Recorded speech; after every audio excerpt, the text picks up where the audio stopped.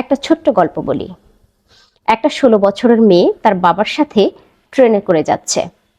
মেয়েটা জানালার পাশে বসে মাথা বের করে বাইরের দৃশ্য দেখছে আর খুব আনন্দে আপ্লুত হয়ে যাচ্ছে। কিছুক্ষণ পরপর সে সব অদ্ভুত কথা বলে উঠছে।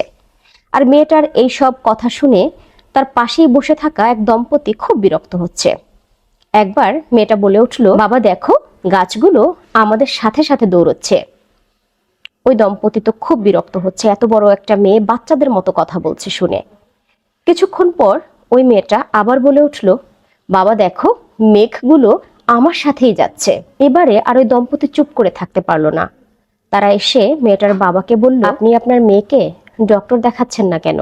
সে তো স্বাভাবিক নয়, সে তো অসুস্থ। শুনে মেয়েটার বাবা হেসে দিলেন, বললেন, ডক্টর দেখিয়েছি, এমনকি এখনই আমরা হসপিটাল থেকেই ফিরেছি। আসলে আমার মেয়ে জন্মান্ধ, তার অপারেশন হয়েছে, আর আজকেই সে প্রথম পৃথিবী দেখতে পাচ্ছে, আর এ কারণে সে সব অদ্ভুত কথা বলছে।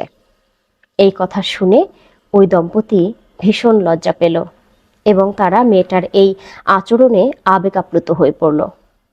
এই গল্প থেকে আমরা একটা শিক্ষা পাই, সেটি হলো কোনো মানুষকে একবার এক অবস্থায় দেখেই তাকে নিয়ে কোনো রকম মন্তব্য করা উচিত নয়, তাকে নিয়ে কোনো সমালোচনা করা উচিত নয়।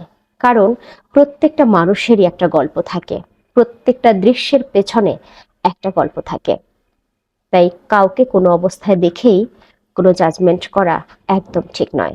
তাকে জানতে হবে, বুঝতে হবে, তারপরে তার সম্পর্কে মন্তব্য করতে হবে।